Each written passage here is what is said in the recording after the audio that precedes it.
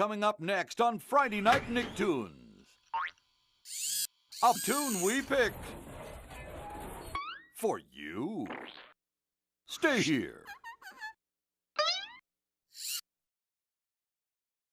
Hello and welcome to Theme Park History, the channel for everything to do with theme parks. Old and new, big and small. In today's episode, we blast off on a neutronic adventure with our favorite Nicktoons as we explore Jimmy Neutron's Nicktoon Blast, a motion simulator attraction that opened at Universal Studios Florida on April 11th, 2003. This attraction was suggested by all these goofy goobers, so thank you to everyone for the comments. As always, if there's any attraction you would like us to cover in a future video, leave a comment down below. You never know, your suggestion might be next month's video. Based on the adventures of Jimmy Neutron Boy Genius, as well as other Nicktoon characters, the attraction places guests on a wild chase through the entire Nickelodeon universe, featuring Jimmy Neutron, the Fairly Odd Parents, SpongeBob SquarePants, and the Rugrats. Guests blast off in their own rocket in an action-packed, one-of-a-kind ride, featuring the largest collection of Nickelodeon characters ever assembled for a theme park attraction. It's up to Jimmy and the guests to save the day in a cartoonishly fun adventure that can only have been found at Universal Studios Florida.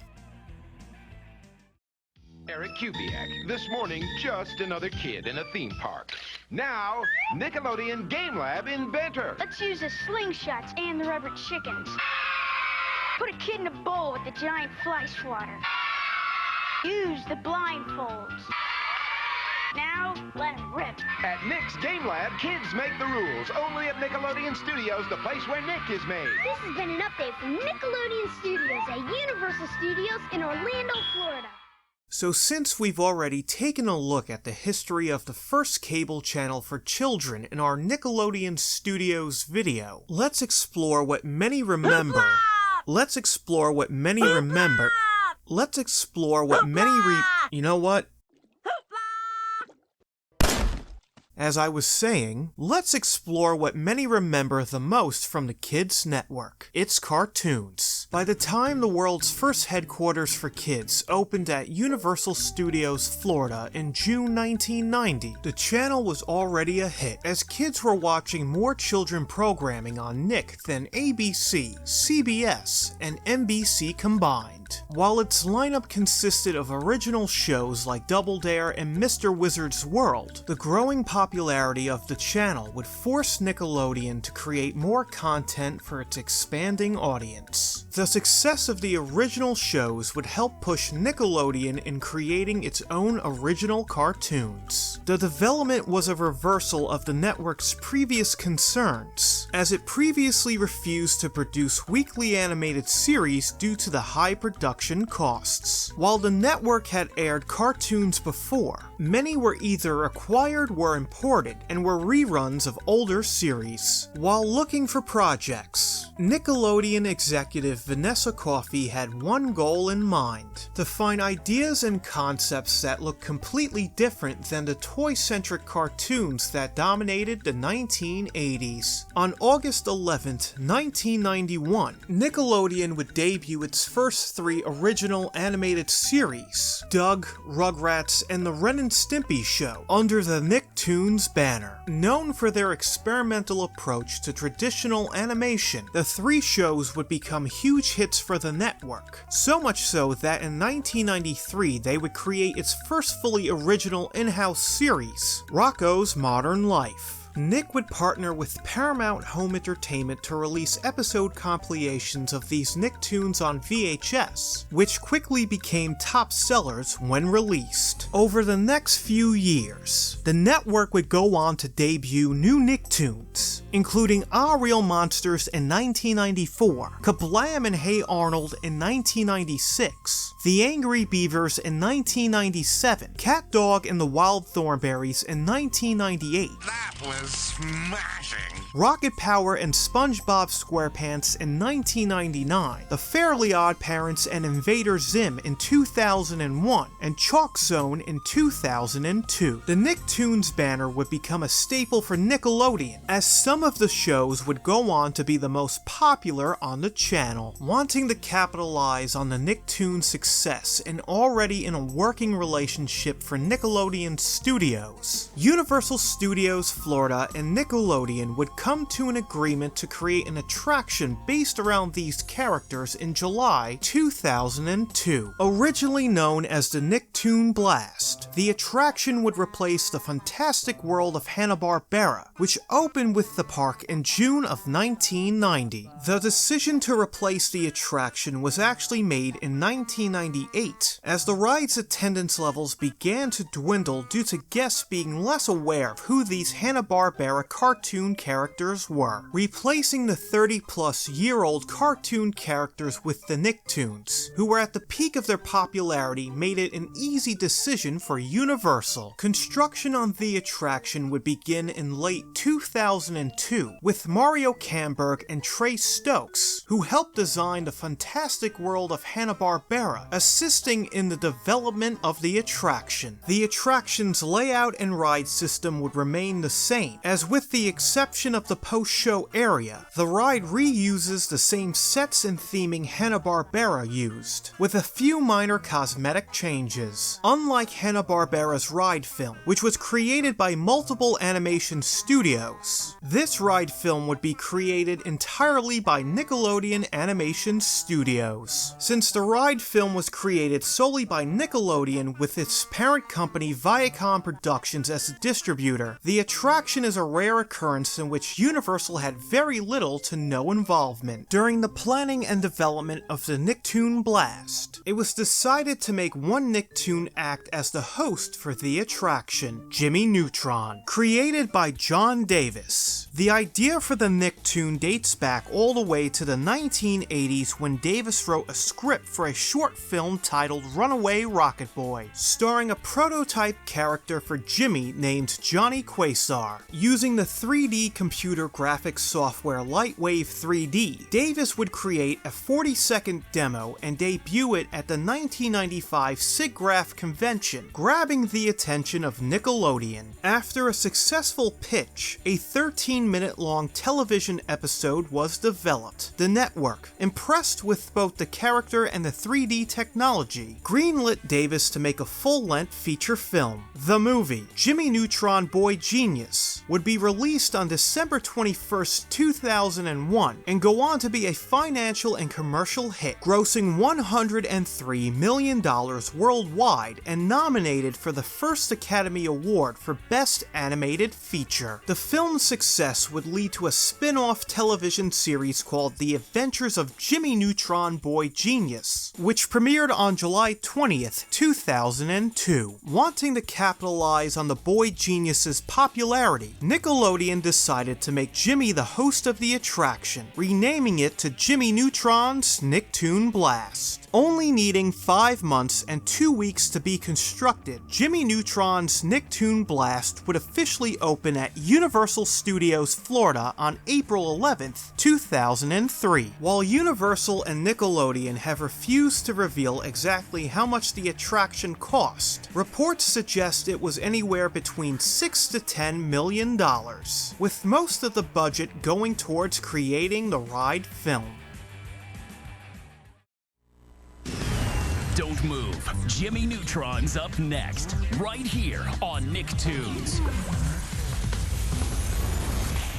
Located in the production central area of the park, the attraction takes place within Nicktoon Studios, which is where all the Nickelodeon cartoons are filmed. Throughout the queue, television monitors play clips from various Nicktoon shows. Guests eventually reach the end of the queue and enter into a pre-show room made to look like a rocket laboratory. Jimmy Neutron introduces himself, Goddard, and Carl, welcoming the guests and showing them where the other Nicktoons live. Before Jimmy can start the demonstration of his newest invention, the Mark IV rocket, alarms go off in the lab and Vox 9000, Jimmy's computer, warns of an intruder on the premises. Everything seems normal until a laser starts cutting the wall behind the trio, revealed to be the Yolkian Ooblar, who is dressed up as a tourist visiting the park. After pressured into revealing why he's broken into the lab, Ooblar begs his older brother and ruler of the Yolkians, King Goobot, to let him enslave the Earth. After much bickering, King Goobot allows him to, requesting that Ooblar bring the Mark IV rocket back to their home planet Yokis, in order for it to be duplicated and used by the Yolkian army to travel to Earth and take control of it. After threatening Carl for its remote control, Ooblar claims the Mark IV rocket as his own, flying off through Nicktoon Studios. As the only ones who can save the Nicktoons and the planet, Jimmy asks a guest to help him in stopping the Yolkian and retrieving the rocket. Jimmy declares that he and Carl will follow Ooblar in their Mark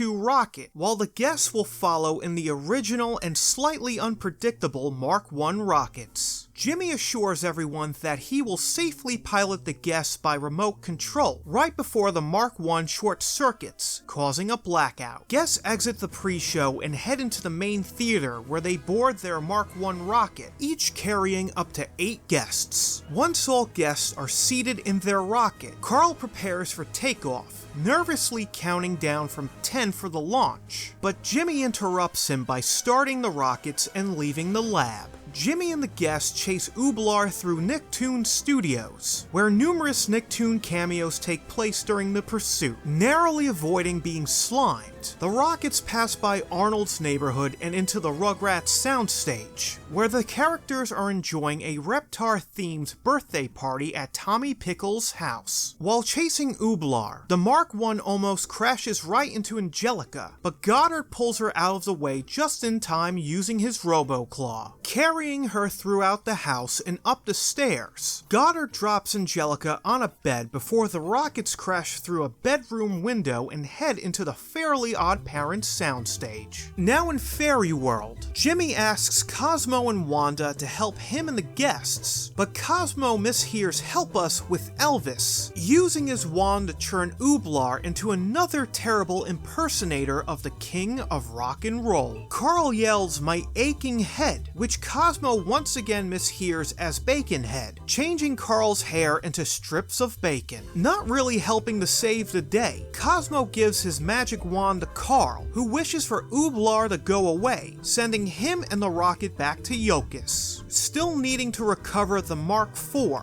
Wanda grants Jimmy's wish to follow Ooblar. The rockets are transported to the Yolkian planet, where they chase Ooblar through the planet's capital city. The chase ends with Jimmy and the guests trapped in King Goobot's throne room, where they are confronted by Poltra. While Jimmy and the guests are fleeing from the chicken goddess of the Yolkians, the Mark IV is destroyed by her breath, turning Ooblar into a fried egg. The Mark II and Mark I rockets fail, and while Jimmy attempts to fix them, Carl uses Cosmo's wand, wishing to go home, sending everyone back to Earth. Both rockets crash land into Bikini Bottom and Jellyfish Fields, where SpongeBob and Patrick are jellyfishing. Mistaking the Mark II as a rocket-powered jellyfish, SpongeBob immediately gives chase to capture it, hoping to impress Kevin C. Cucumber, leader of the Jelly Spotters. Hi, Kevin.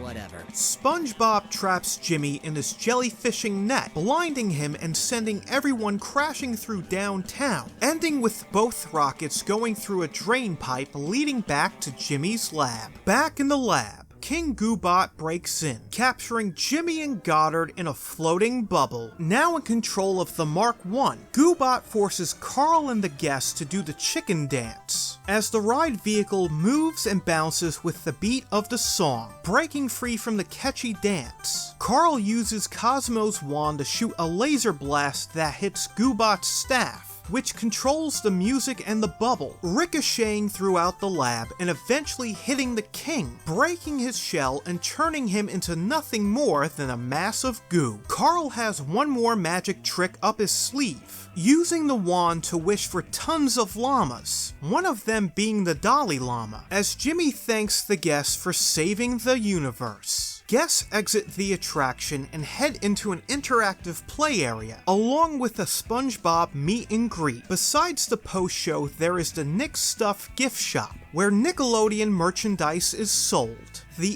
8-minute attraction was met with mixed reception from guests, as while it was a must-ride for any die-hard Nickelodeon fan, being the biggest crossover event ever created between Nicktoons, many felt that the ride's story wasn't executed anywhere near as good as it could have been. It's believed instead of Jimmy Neutron that SpongeBob SquarePants should have been the main character of the attraction, since the yellow sponge resonates better with guests than Neutron did. Many felt that if SpongeBob had been in the main role, the attraction wouldn't have become as quickly outdated as it eventually did. That being said, the attraction was still a hit with younger guests and families at the park, making it a great complement to the other Nick attraction right next door, Nickelodeon Studios.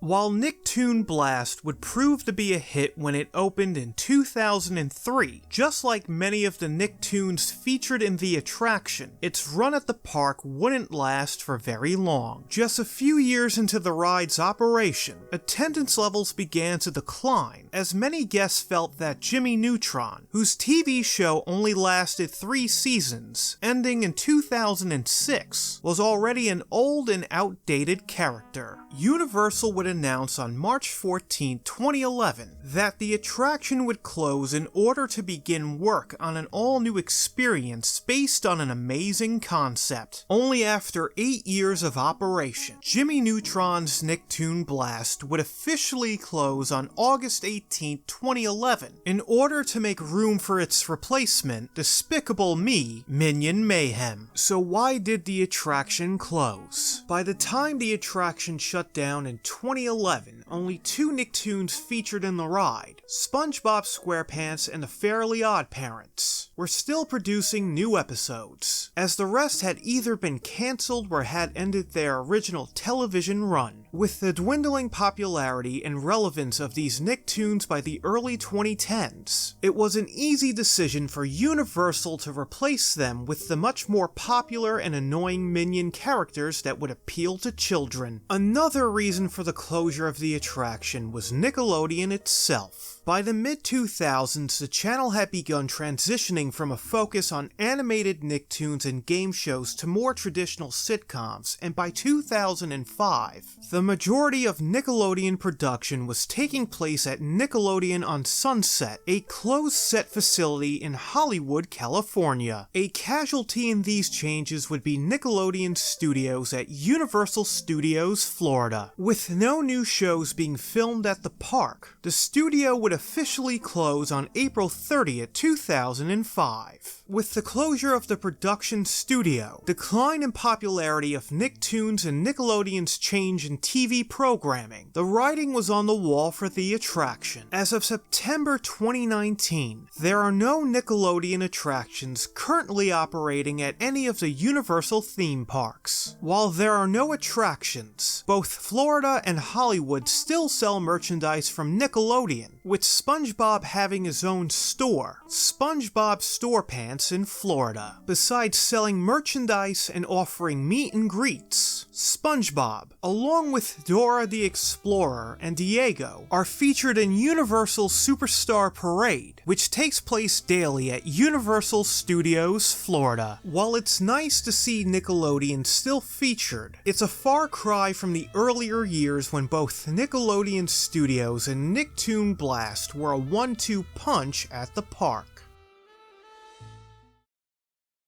Featuring many classic Nicktoons, Jimmy Neutron's Nicktoon Blast was a must-ride for any kid watching those shows during the 1990s and early 2000s. featuring Jimmy Neutron, the Rugrats, the Fairly Odd Parents, and SpongeBob SquarePants. The attraction featured the largest crossover of Nicktoons ever in an experience unlike anything else Nickelodeon has ever created. While there's still Nickelodeon parks and rides all over the world, there's no denying that Jimmy Neutron's Nicktoon Blast was the best. In fact, you could say that the Boy Genius's ride was #1. He was #1! So that is the theme park history of Jimmy Neutron's Nicktoon Blast. As always, thank you for watching the video and supporting the channel. Don't forget to like this video, subscribe to the channel, and if there's any attraction you would like us to cover in a future video, leave a comment down below. Once again, thank you for watching, and until...